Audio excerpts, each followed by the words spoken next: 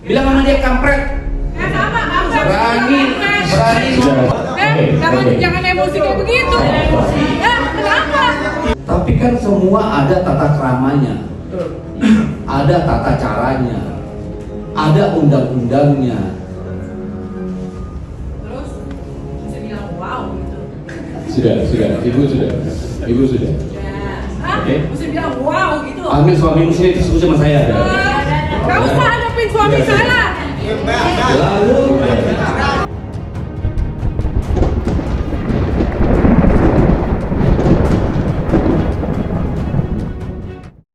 Assalamualaikum warahmatullahi wabarakatuh. Pada video kali ini kita akan melihat ada sedikit perdebatan ya antara Bung Deddy Sitorus dengan peserta suatu acara diskusi yang diselenggarakan beberapa hari yang lalu. Nah, di sini nanti bisa kita lihat betapa sedikit ngototnya gitu loh, antara penonton dan pembicara. Nah, sangat menarik sekali. Bagaimana videonya? Mari kita simak berikut ini. Jangan banyak ngomong dah. Saya bisa tunjuk-tunjuk, saya tahu tuh siapa yang tiap hari ada di jalanan. Yang asli. Saya di petisi 100 juga, Pak. Di airat segala macam kita turun di situ. Nggak ada tuh, saya lihat kemarin PDIP pada mana. Bang Deddy, Bang Deddy. Maksudnya sebelum ada perselisihan dengan Jokowi aman-aman aja. Hari ini saya kritik, kalau benar-benar PDIP Ibu Megawati merasa dizolimi Jokowi, lakukan tindakan yang benar-benar real di lapangan. kita hanya bisa berharap pada diri kita sendiri. Kalau berharap sama orang lain yang omong kosong. Saya pun nggak pernah tertarik datang ke tempat diskusi kayak begini. Capek. Kalau kita mau merancangkan peperangan ya nggak rame-rame gini lah, ada kamera siaran langsung. Kalau mau ngomongin revolusi rame-rame, bener aja lu. Iya kan? Jadi pertama Bung Rustam, tolong bedakan partai politik, apalagi di parlemen, dengan kelompok perlawanan, Pak. Kalau sampai PDI Perjuangan ada di jalanan, apa bedanya sama LSM sama kelompok-kelompok itu? Kita harus bermain dalam tataran konstitusi. Kalau sampai PDI Perjuangan di jalanan ribut-ribut, nggak ada gunanya tuh partai. Ngapain?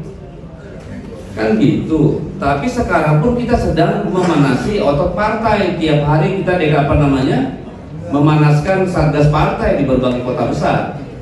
Kemarin terakhir di Solo, sebelumnya di Jogja, tanggal 10 di Medan. Kita juga siap, asal Anda siap. Jadi jangan bilang PDIP nggak berani, bos. Tenang aja lu. Orangnya pulang. Udah pulang. Satu kata. Mana dia tadi mana? Oh, ada istrinya. Bukan Anda yang ngomong tadi tuh. Enggak, Anda nggak bisa mewakili dia. Bilang sama dia kampret. Berani. Sudah. Orangnya pulang. Sudah. Bilang sama dia. Kalau lempar pertanyaan sini, bertahan dong. Ya bertahan, jangan bertahan. Dia orang dia pulang. Oke. Siapa yang pulang? Nggak ada yang pulang. Istrinya di sini. Istrinya di sini. Kamu tadi sudah ngomong, dia mana? Panggil loh. Jangan emosi kayak begitu. Ya, kenapa? Tidak menghargai orang. Udah, stop. Oke, sudah. Kita kemarin mau diskusi. Kalau mau ngomong terus pergi ngapain? Siapa yang pergi? Siapa yang pergi? Siapa yang pergi? Kalau pergi Saya sudah bilang ya, stop.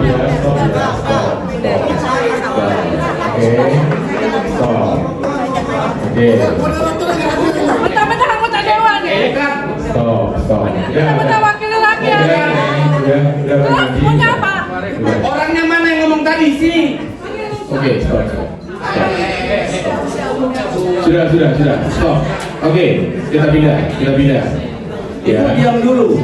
Kita pindah. Saya mau menjawab dia ternyata udah pergi. Itu namanya menghormati apa tidak? Itu menghormati apa tidak? Oke. Sudah. Oke. Baik, sudah ya. Udah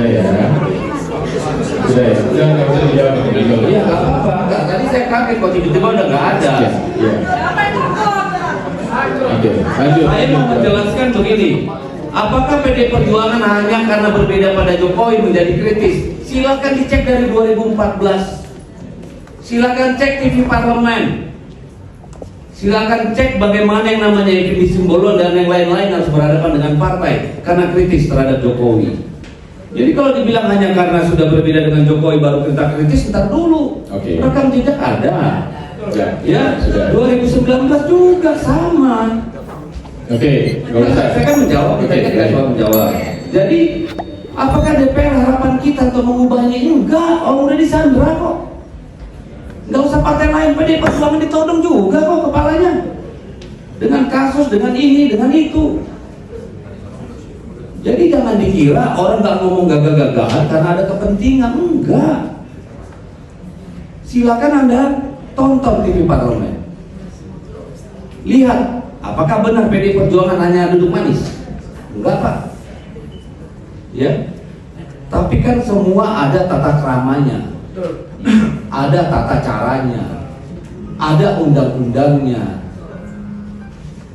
Terus mesti bilang wow gitu. Sudah. Ibu sudah. Ya. Hah? Oke. Mesti bilang wow gitu. Ambil suamimu sini disebut sama saya. Gak usah hadapin suami saya. Lalu bagaimana melawan politik dinasti? Ya.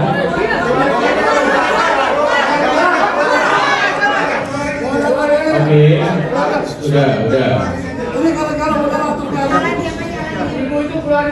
Sudah, biarkan, sudah. Oke, sudah ya.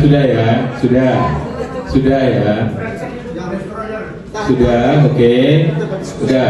Bang Diri silakan lanjutkan. Ya, jadi sebisa mungkin kita tolak di DPR. Makanya tadi saya menyebutkan bahwa DPR periode ini proses legislasi yang paling buruk dalam sejarah, sama kayak DPR kemarin. Iya.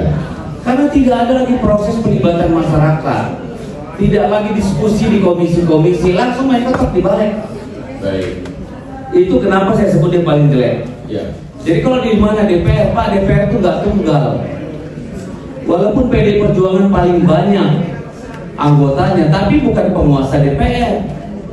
Ketua DPR itu hanya pimpinan, bukan penguasa DPR. Jadi kalau ada yang bilang PD Perjuangan penguasa di DPR, salah. Nggak ada istilah penguasa di DPR. Karena semua harus melalui bamus dan sebagainya, ada mekanisme. Jadi tolong pahami itu gitu loh. Saya kira itu. Oke. Ya itulah tadi video yang sama-sama ada kita saksikan ya, sangat menarik sekali dan ya bisa dibilang sangat panas ya, dimana di sini Bung Deddy Sitorus bersetegang dengan peserta acara diskusi di sini. Nah jadi di sini di video yang sangat singkat ini kita bisa belajar bagaimana untuk berdemokrasi yang lebih pas, yang lebih benar. Dimana di sini bisa kita lihat bagaimana berapi-apinya peserta yang awalnya itu yang namanya masalah Pak Rustam ya, yang di awal dari video yang menyebutkan di saat banyak acara-acara seperti ini kemana PDIP gitu loh.